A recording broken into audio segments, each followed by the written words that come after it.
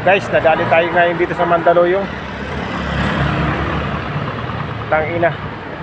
Ginawa sa akin yung in-order ng ano, yung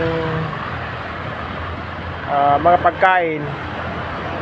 Ang sabi niya sa akin, i-Gcash niya raw.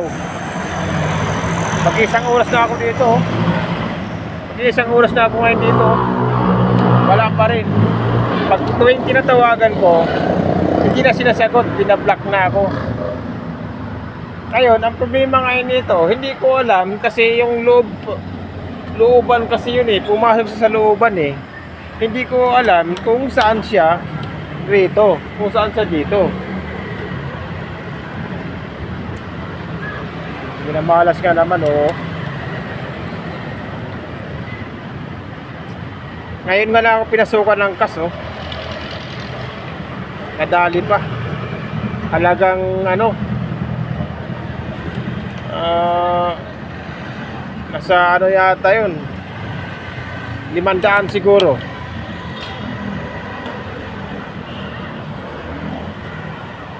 Walang konsensya talaga tong, may mga tao talagang ganun talaga.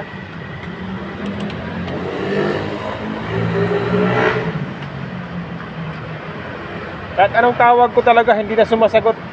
Kahit sa chat pa, sinachat ko sa Grab apps, wala, ayaw na sagutin. Ang sabi niya sa akin kanina, isi-send na lang daw niya sa Gcash. Hintay ako ng hintay. Tatawag kahit anong tawag ko, pinapatayan ako ng pinapatayan. Wala na. Shout out pala sa'yo, Madam. Sana mapusog ka dyan sa ano, sa pagkain na yan.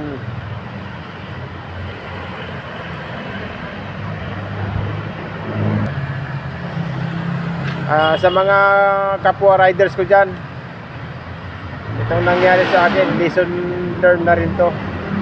Sana huwag kayong papadali sa mga ganito. Tama yung ako na lang madadali. Wala eh, meron talagang ano, meron talagang taong ganito talaga. Meron po kasi talaga tao na ayaw lumaban ng parehas. Isipin mo,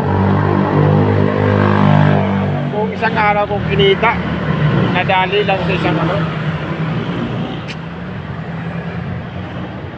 So, sana, Madam, mapapanood mo man to. Sana mabusog ka sana sa ano, sa mga panluloko na ginagawa mo. Thank you.